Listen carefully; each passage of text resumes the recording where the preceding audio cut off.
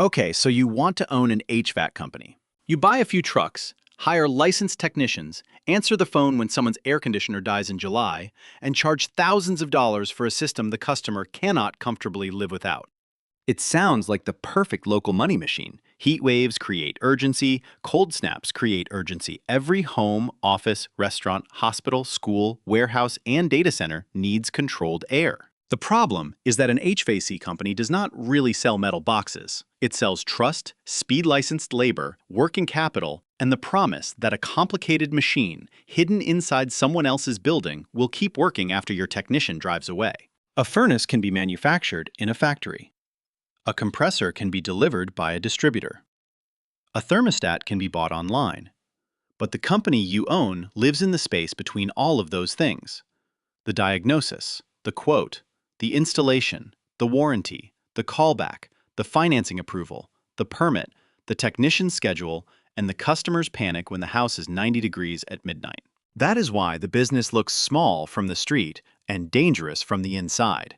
In plain language, an HVAC company is a field service operation that turns equipment, skilled labor, and local customer relationships into installed climate control systems.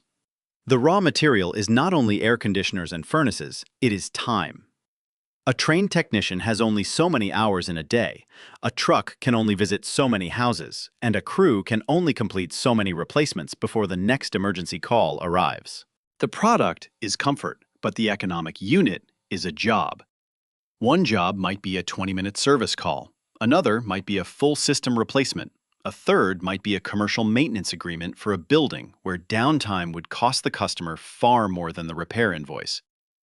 The owner's job is to keep enough work flowing through the company to cover payroll, trucks, insurance, advertising, software, rent, inventory, debt, callbacks, and the quiet cost of jobs that were priced too low. The first gatekeeper appears before the first invoice. You cannot simply put HVAC company on a van and start handling refrigerants.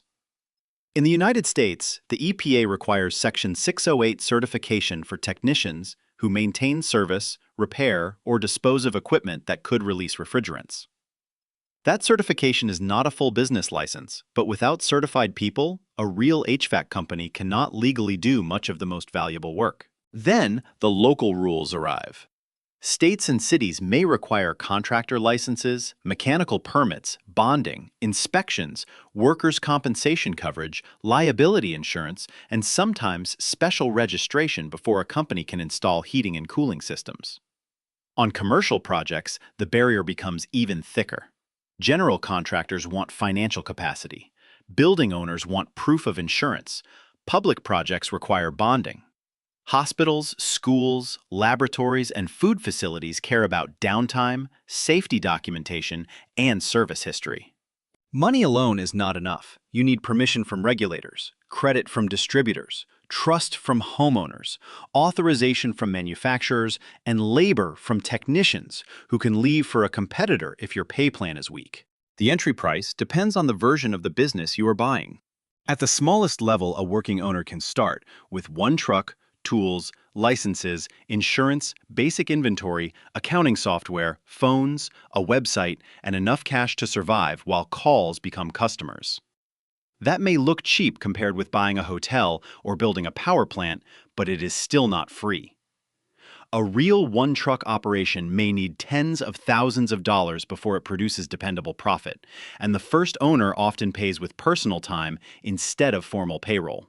A serious local company is different. 5 or 10 trucks require vehicles lifts, recovery machines, diagnostic tools, warehouse space, uniforms, dispatch software, phones, marketing managers, financing relationships, and enough working capital to buy equipment before the customer pays. If each truck needs a technician, inventory, insurance, fuel, and a stream of booked calls, the company becomes a routing puzzle with a balance sheet attached. Buying an established HVAC contractor costs even more because the buyer is paying for the customer list, brand reputation, phone number maintenance agreements, employees, service history, and local search visibility. The assets on the balance sheet may look ordinary. Trucks depreciate, tools wear out, inventory moves quickly. The real value is that when the temperature spikes, homeowners already know whom to call. That is where leverage enters the story. A lender looking at an HVAC company sees recurring need, fragmented competition, and a service people often cannot defer. A private equity buyer sees a market with thousands of small operators and imagines a roll-up buy one local company, keep its brand centralized, marketing and purchasing, add software, improve pricing, and use the cash flow to buy the next one. The logic is attractive. The Census Bureau's 2023 County Business Patterns counted roughly 111,000 employer establishments in plumbing, heating, and air conditioning contracting in the United States. Fragmented markets invite consolidation because no single local owner controls the whole map. Watsco, the large HVAC-R distributor, described the residential HVAC-R market on an installed basis as an estimated $156 billion in an April 2025 industry report it cited in its 2025 filing. That number includes the contractor's value, which is exactly the layer an HVAC company is trying to capture. But fragmentation is not an accident. It exists because local execution matters. A company in Phoenix does not have the same seasonality as a company in Minneapolis. A technician who is excellent with residential heat pumps may not be the person you send to a supermarket refrigeration emergency. A call center script cannot fix a bad installation. Centralized purchasing does not help if the wrong part is on the wrong truck. The revenue stack begins with repairs.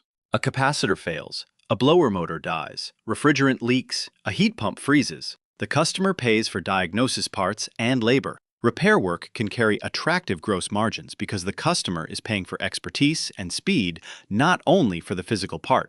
The problem is that repair demand is chaotic. Calls cluster when the weather is extreme, and the company cannot send the same technician to 5 emergencies at once. The second layer is replacement. This is where the large tickets live. A customer with a 15-year-old system may approve a full change-out outdoor unit, indoor coil, furnace or air handler, thermostat lines, duct modifications, electrical work permits, and disposal of the old equipment. A single residential replacement can produce several $1,000s of revenue. A commercial replacement can be much larger, but the cash does not all belong to the owner. Equipment, labor, commissions, permits, subcontractors, warranty, reserve financing fees, and overhead eat into the ticket before profit appears. The third layer is maintenance. Maintenance agreements smooth the calendar. The customer pays for seasonal tune-ups.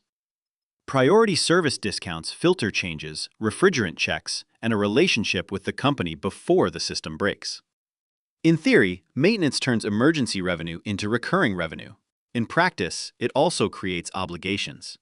The company has to show up, schedule visits, staff shoulder seasons, and avoid overselling cheap tune-ups that become expensive truck rolls. The fourth layer is indoor air quality ductwork controls and add-ons. Filters, humidifiers, dehumidifiers, smart thermostats, duct sealing, zoning, insulation, coordination, and ventilation upgrades can raise the average ticket. Electrification and heat pump adoption add another layer because the company may now discuss electrical panels, utility rebates, tax credits, and local building codes. The IRS's 2025 guidance, for example, allowed credits for certain qualifying heat pumps and heat pump water heaters with a separate limit for those products. For the contractor that creates a sales opportunity but also a compliance problem, a technician who explains incentives incorrectly can destroy trust, even if the installation itself works. The fifth layer is financing and referral economics. Many homeowners do not have $10,000 or $15,000 sitting in a checking account for a surprise system replacement. Consumer financing can turn a rejected quote into an approved sale. It can also add fees, paperwork, lender rules, and pressure to close. Lead platforms, big box retail, referrals, home warranty companies, property managers, builders, and commercial facility managers can send volume, but they often demand lower prices, fast response times, or revenue sharing. That is the first major lesson. Revenue is not just demand. Revenue is demand after the customer chooses you, the lender approves, the distributor has equipment, the technician is available, the permit is handled, and the system works after installation. Now look at the cost machine. The largest cost is labor. The Bureau of Labor Statistics reported that heating, air conditioning, and refrigeration mechanics and installers earned a median annual wage of $59,810 in May 2024. and it projected employment in the occupation to grow 8% from 2024 to 2034. That is good for demand and difficult for owners. A growing trade with limited skilled labor gives technicians bargaining power. If you underpay, they leave. If you overstaff, fixed payroll consumes the slow months. If you hire too quickly, training quality drops and callbacks rise. A technician is not just a wage line. Each one needs a truck insurance, fuel, tools, uniforms, mobile software, supervision, continuing training, and time that cannot be resold once wasted. The truck is a miniature warehouse. The best companies know what should be stocked on it, which parts move quickly, and which items tie up cash. The worst companies turn every missing part into another visit, another delay, and another unhappy customer. Marketing is the next machine.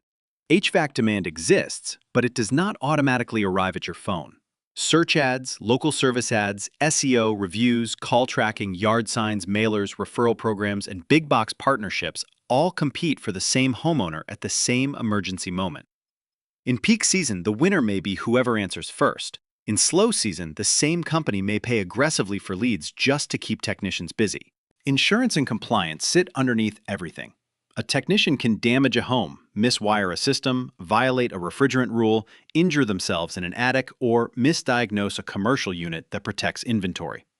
Workers' compensation, general liability, vehicle insurance, licensing fees, safety training, permits, and warranty reserves are not glamorous, but they decide whether revenue survives contact with reality. Equipment inventory creates another trap. A company wants enough systems available to install quickly. Distributors want to be paid. Customers often pay after the quote, after financing, or at completion. Commercial accounts may pay on terms. Between purchase and collection, the owner funds the gap. Growth can therefore consume cash even when the income statement looks profitable. This is the strange part. A good HVAC company can be profitable and still feel short of cash. The central trap is capacity under seasonality. When the weather is extreme, the phone rings faster than the company can respond. Revenue opportunity explodes, but the bottleneck is trained labor, dispatch discipline, equipment availability, and installation quality. A hot week can make the business look unbeatable. The owner sees replacement tickets over time hours and booked calendars. When the weather is mild, the same business changes shape. Trucks still need payments, insurance still renews, managers still expect salaries, software still bills monthly, debt service still arrives, advertising may have to continue so the company does not disappear from the market. The technicians who made peak season possible cannot all be fired in October and rehired in June. Operating leverage means a company has costs that do not move down as quickly as revenue. In HVAC, that leverage can be subtle. The business is not as fixed cost heavy as an airport, but it has enough fixed structure to hurt. A 10-truck company with a full call board can print cash. The same 10-truck company with weak demand, poor pricing, and too many callbacks can bleed quietly. The failure case becomes clearer when the owner tries to scale too fast. Air Pros began in Fort Lauderdale in 2017 and grew through acquisitions into a multi-state home services platform. Bankruptcy summaries based on court filings describe a company that expanded from a single vehicle and 2 employees to more than 700 employees and more than 600 service vehicles across 8 states. The idea was familiar: acquire local HVAC and home services brands, keep the local identity, centralize support functions, and build a larger platform. On paper, that sounds rational. Local brands bring trust. Centralized marketing, finance, procurement, and call centers should create efficiency. Debt and private capital can accelerate the process. If each acquired shop keeps producing cash, the platform becomes more valuable than the pieces. The hidden variable was integration. Different branches had different systems cultures, pricing habits, service standards, and local economics. A decentralized hub-and-spoke model can preserve goodwill, but it can also preserve inconsistency. When growth is financed with debt, inconsistency is not just annoying, it becomes a liquidity problem. One underperforming branch consumes management attention. Several weak branches consume cash. A bad dispatch process becomes lower revenue per truck. A weak install process becomes warranty expense. A delayed integration becomes more overhead without the promised savings. By March 16, 2025, Air Pros and affiliates filed for Chapter 11 protection in the U.S. Bankruptcy Court for the Northern District of Georgia. One public bankruptcy monitor sourced from Pacer listed Air Pros LLC with assets and liabilities both in the range of $100 million to $500 million. Another bankruptcy data summary for AFH Air Pros listed an April 2025 filing with roughly $220 million of liabilities against less than $1 million of assets for that debtor entity. A reminder that legal structures inside a roll-up can look very different from the operating brands customers see on trucks. The company pursued separate sales of business units rather than one clean enterprise sale. That is the lesson. The HVAC market may be local recurring and essential, but a roll-up does not automatically make local execution disappear. Debt can buy companies. It cannot instantly create one operating culture, one price book, one dispatch system, one training standard, and one cash discipline. The success case shows the other side of the same machine. Comfort Systems USA is not a small residential contractor. It is a national mechanical and electrical contractor serving commercial, industrial, and institutional customers. In its 2025 annual report, the company said it builds, installs, maintains, repairs, and replaces mechanical, electrical, and plumbing systems across the United States. Its mechanical segment includes HVAC, plumbing, piping, controls, off-site construction, monitoring, and fire protection. The scale is different. Comfort Systems reported $9.1 billion of 2025 revenue, $1.31 billion of operating income, and about $1.02 billion of net income. Its backlog at the end of 2025 was $11.94 billion, with much of that tied to contracted or committed installation and replacement project work. Technology customers represented 45% of its 2025 revenue, while manufacturing represented about 22%. That tells you why some HVAC-related companies become extremely valuable. They are not only waiting for homeowners to call during a heat wave, they are building mechanical systems for data centers, manufacturing plants, hospitals, education facilities, and complex commercial properties where air cooling, humidity, ventilation, and uptime are mission critical. The business is still risky. Comfort Systems explains that fixed-price projects can produce reduced profits or significant losses if the initial cost estimate is wrong or cost overruns cannot be recovered through change orders. That is the commercial contractor version of the same trap. The ticket is larger, the customer is more sophisticated, and the contract terms matter more. A project that looks profitable at bid day can become painful if labor productivity slips, materials arrive late, or change orders are disputed. Success came from scale, diversification, technical capability, and disciplined project management. The company benefits from markets where HVAC and mechanical systems are not optional comfort products. A data center needs cooling to survive. A semiconductor facility needs precise climate control. A hospital cannot treat air quality as an afterthought. In those environments, the contractor is selling reliability inside a much larger capital project. That does not make the model risk-free. It means the best operators choose the right work price risk correctly, manage labor tightly, and protect the balance sheet, so one bad job or one mild season does not decide the company's future. Now imagine a one-year owner model for a local residential and light commercial HVAC company. The figures are illustrative, not the reported results of a specific company. You own a 10-truck operation in a warm metro area. The company does $6 million of annual revenue. Replacement installations produce $3.3 million. Repairs produce $1.4 million. Maintenance agreements produce $600,000. Ductwork, indoor air quality, thermostats, and small commercial work produce $700,000. Start with the $6 million. Equipment, parts, permits, subcontractors, and direct job materials consume about $2.4 million.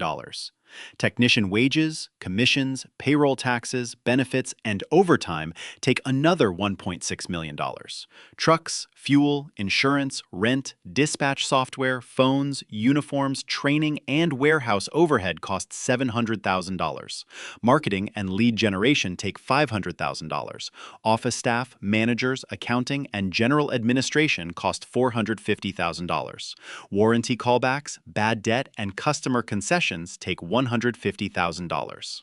Before financing and taxes, the company has about $200,000 left if those assumptions hold. If the owner also takes salary from that number, the business is not as rich as the top-line revenue suggested.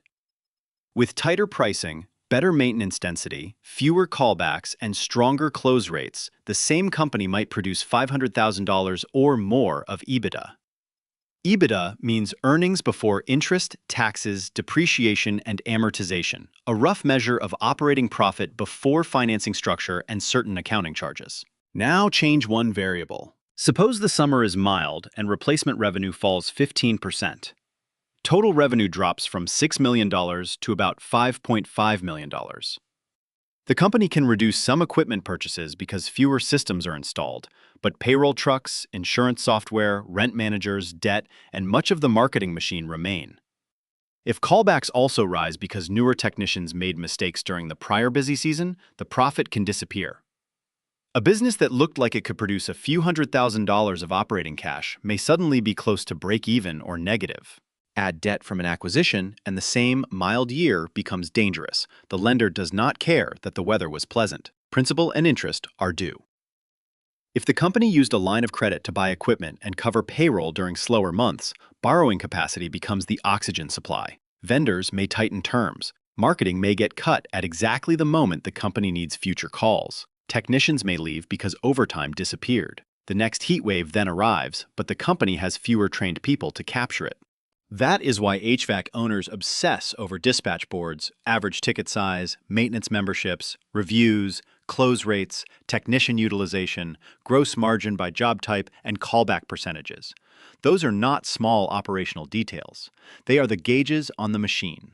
Bargaining power comes from several directions. Technicians have power because customers cannot be served without them.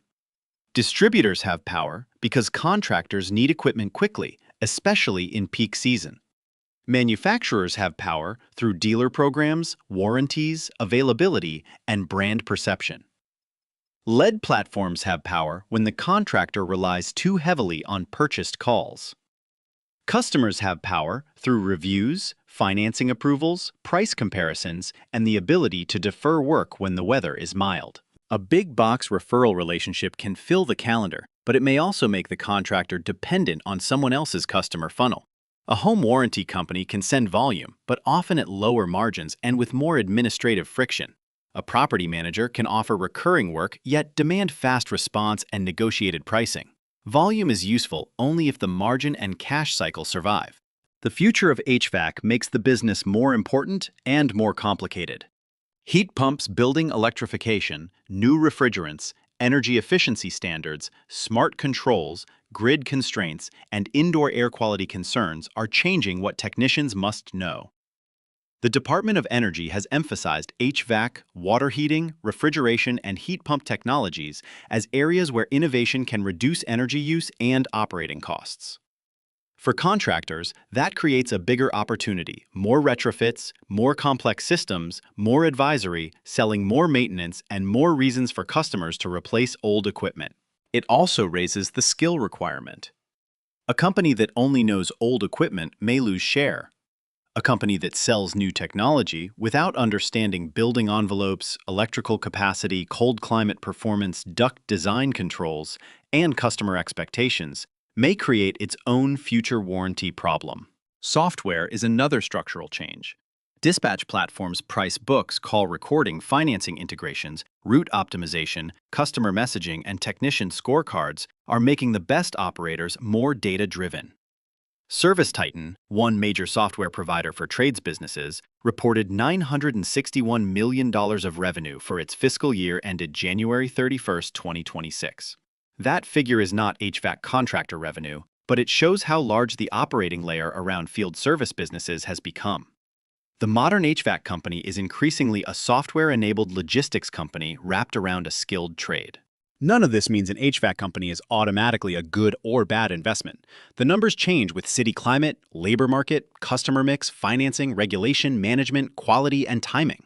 This is an explanation of the business machine, not personal, financial, legal, tax, accounting, or investment advice. The ownership fantasy was simple: buy trucks, hire technicians, answer emergency calls, and collect money from people who need cold air or heat. The reality is more precise. You are buying a weather-sensitive labor system with licenses, warranties, inventory, credit lines, customer trust, and a dispatch board that can make or break the year. A small HVAC company can look like a local service business. A large one can become a national mechanical contractor tied to data centers, factories, hospitals, and the future of building electrification. Between those two versions sits the trap. Demand can be huge, but capacity is scarce. Tickets can be large, but cash can vanish. Growth can be exciting, but integration can destroy what the acquisitions were supposed to create. You thought you were buying air conditioners. What you were really buying was a high-pressure machine that turns heat cold, skilled labor, and customer urgency into cash if the machine itself does not overheat first.